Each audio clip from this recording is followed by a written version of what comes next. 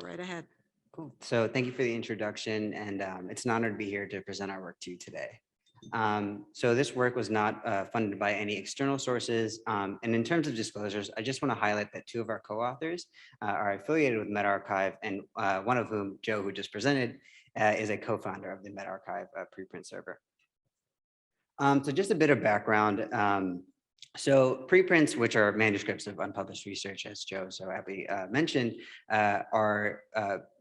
have garnered significant popularity within the last few years in the medical sciences. So here is a graph that shows the number of monthly posts to medRxiv since its inception in July of 2019. And as you can see, there's been a rather large increase in early 2020, sort of around the time of the COVID-19 pandemic. And since that sort of large initial influx, the number of preprints has sort of, especially COVID-19 related preprints, has gone down, but there's been continued discussion around the use of preprints within the medical sciences. So while preprints have been traditionally, adopted by the physical sciences, so like the computer sciences, mathematics, there's been some presentations earlier in the Congress detailing the use of preprints in the computer sciences.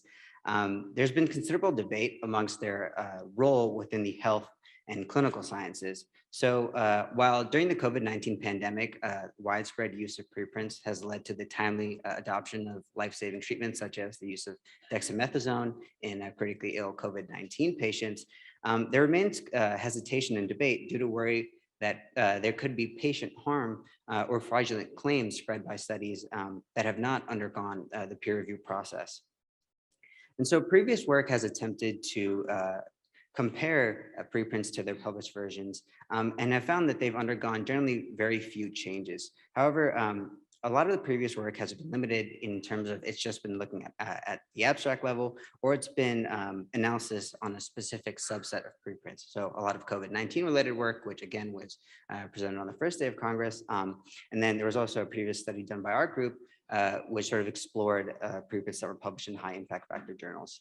But what we wanted to do was to evaluate the concordance between preprints and their subsequently published journal articles in terms of the sample size, primary endpoints, results, and interpretations. And to do this, we utilized a cross-sectional study design, and we looked at all unique preprints of clinical studies that were posted to medRxiv in September 2020 that were subsequently published in a peer-reviewed journal. And so we used full text screening to collect the following. So we looked at study design, sample size, primary endpoints, the results for the primary endpoints, the interpretations or conclusions of the paper, the time from preprint to publication, the publication journal impact factor, relation to COVID-19, and the altmetric score. And do the actual concordance determination, we used the most recent preprint version that was posted prior to journal acceptance. So oftentimes preprints can be updated, and we wanted to use the most recent version prior to journal acceptance because we wanted to allow the authors of preprints to freely update their work in response to either community feedback or internal quality control. However, if a preprint was updated following journal acceptance, we excluded it from our concordance evaluation due to the possibility that the preprint could reflect changes that were solicited during the peer review process. And so for the actual concordance characteristics, we had very specific criteria for each to be marked as concordant. So for sample size, we were just looking for numerical equivalence. For the primary endpoints, we wanted all primary endpoints that were identified in the preprint to be present as primary endpoints in the journal article without any additions.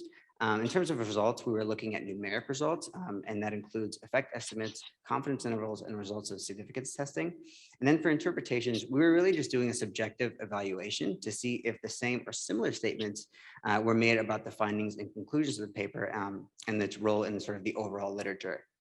So in terms of our actual sample identification, we began by identifying all preprints or all posts to medRxiv in September 2020. Some of those represented updates to preprints which were posted previously, so we excluded those.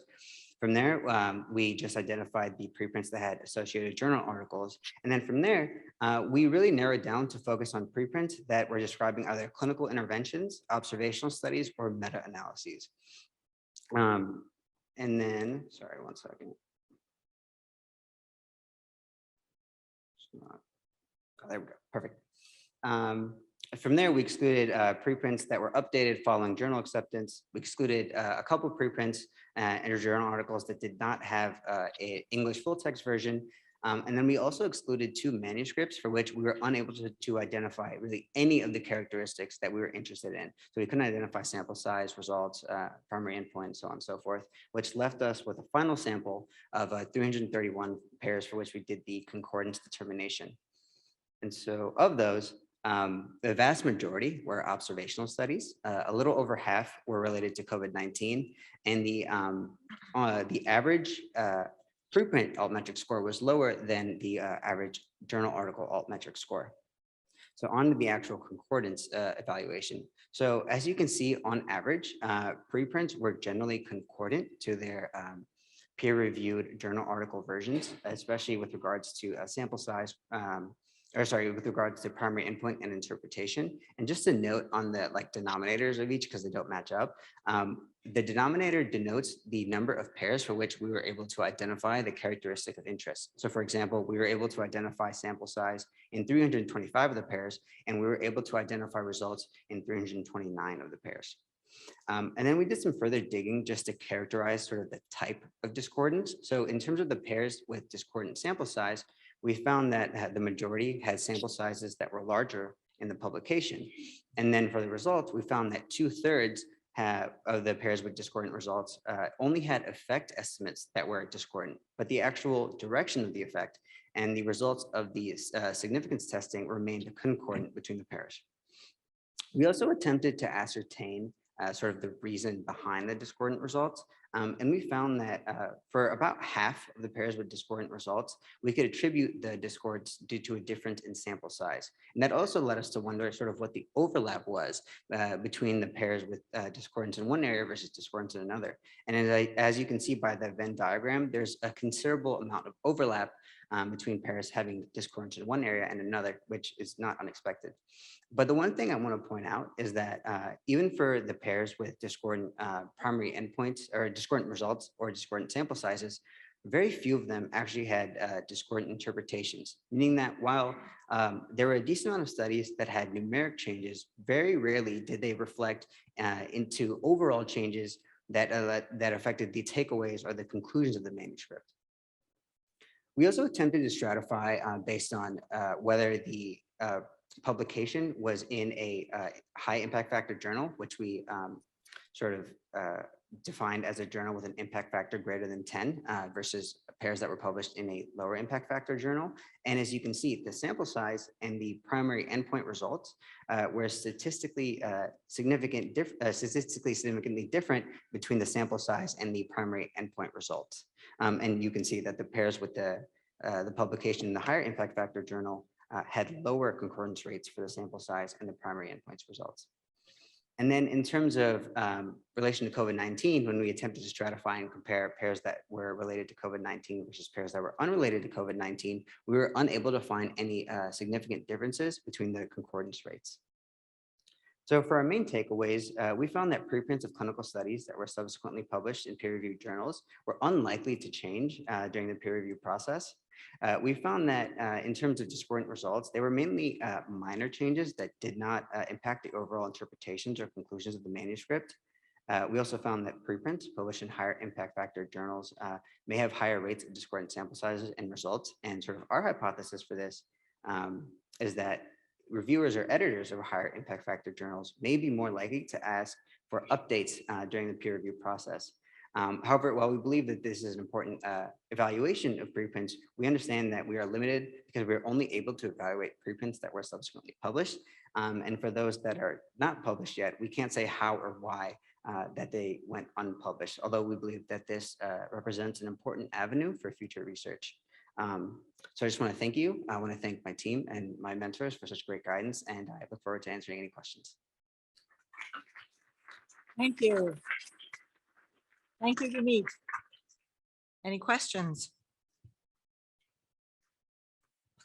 Yes.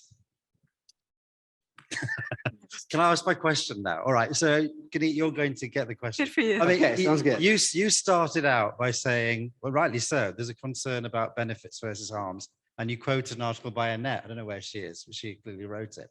And it's good to see that, you tried to answer it in the way that you did.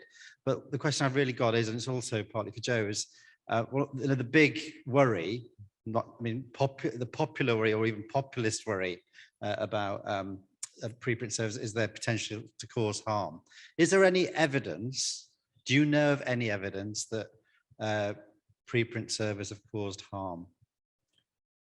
So I'm not aware of any like systematic studies. I think there are examples. Like I think there was like an ivermectin preprint, right? That was posted that I think sort of did not turn out to be sort of scientifically valid. So that's like the only example that I could think of. I'm sure there are others, but I can't think of any like systematic studies that demonstrate an increased harm from preprint servers. Okay, so one example out of 34,000.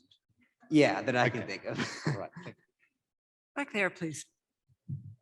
I think some people would cite a higher number than that. The ivermectin study was on the Research Square preprint platform where I was editor-in-chief for the last 2 years.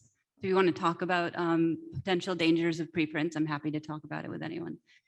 So I thank you for this work. I'm really excited to see the concordance studies because I think this is the only thing really lending credence to the idea that preprints are meaningfully speeding up discovery.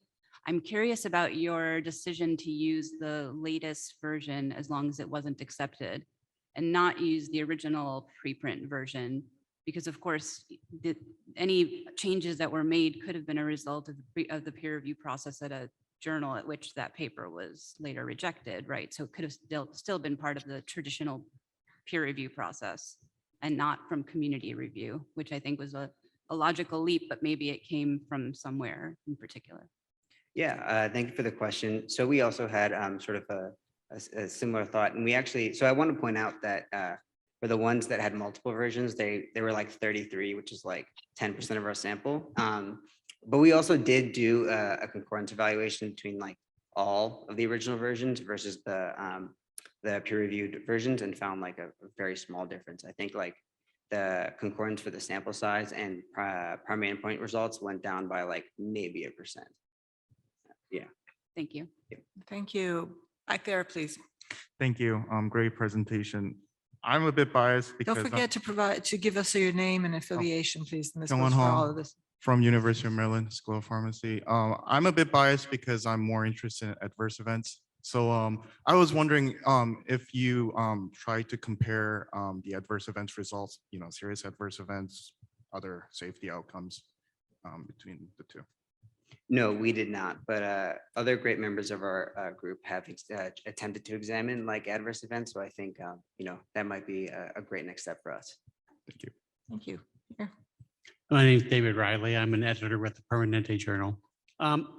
My question is very similar to the woman from Research Square. So if I'm an author and I post a preprint server and I submit it to a medical journal, and I get the peer reviewer comments back and a request for revision, and I revise not only the article that I've submitted to the journal, but also my preprint posting before the article has been accepted, you're going to look at that. So it's I can update my preprint anytime I want based on peer reviewer comments, and it still will get in your concordant study. Yeah, so I think to address that, we attempted to look at the original posting, and again, found like a very small difference. Okay. Go ahead. Yeah, Name and affiliation, please. sorry, I meant to ask something very similar, so maybe I give the microphone. Over here. Thank you. Wolfgang Gersendorf, Michigan State University.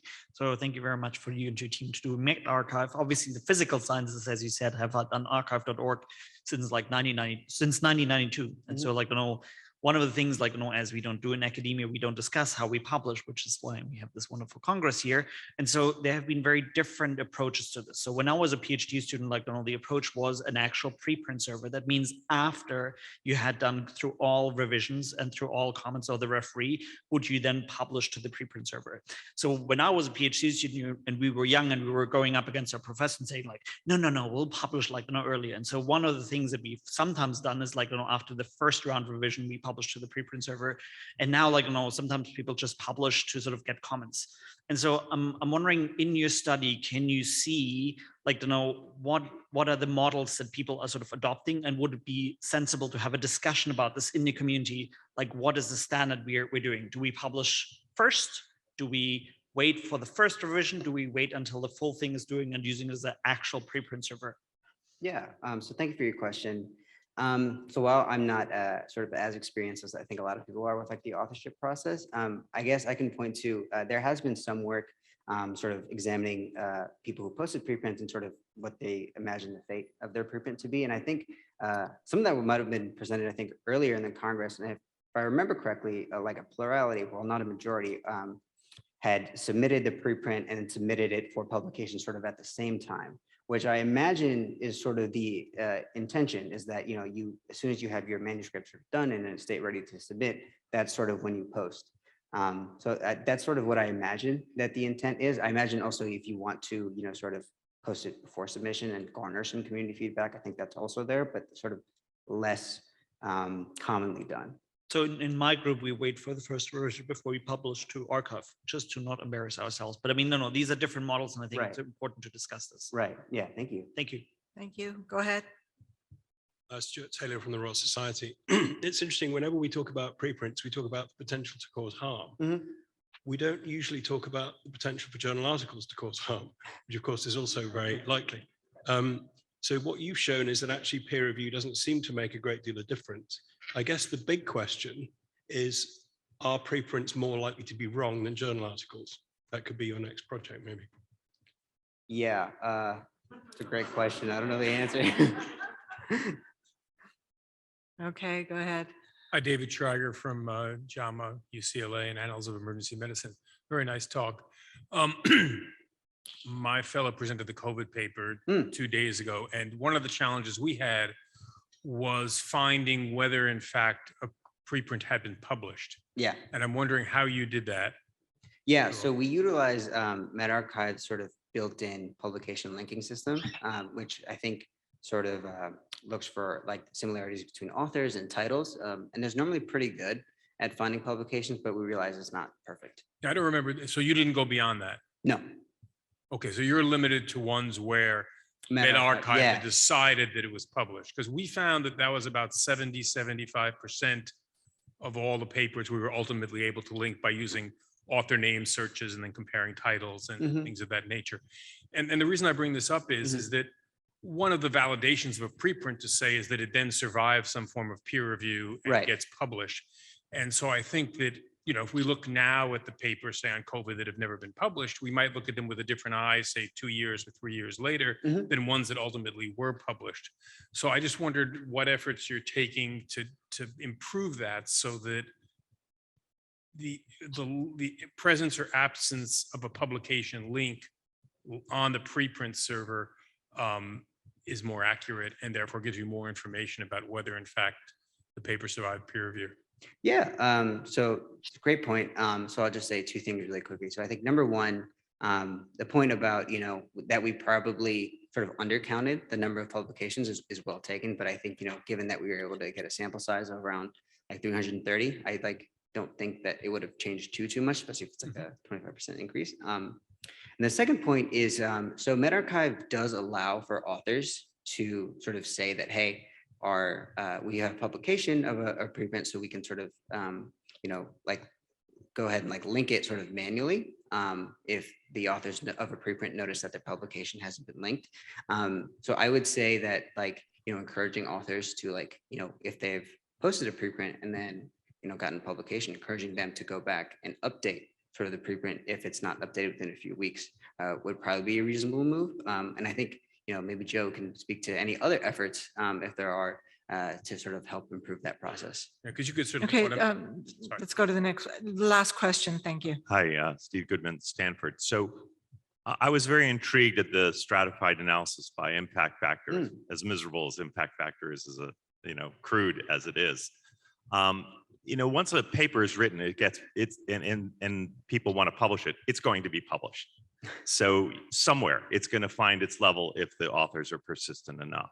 So I wonder, partly what's happening is that some of these papers, if they're being considered at journals with, really intensive editorial review, either they'll be rejected if they have big problems and they'll find their level somewhere else where they will not be changed, flawed.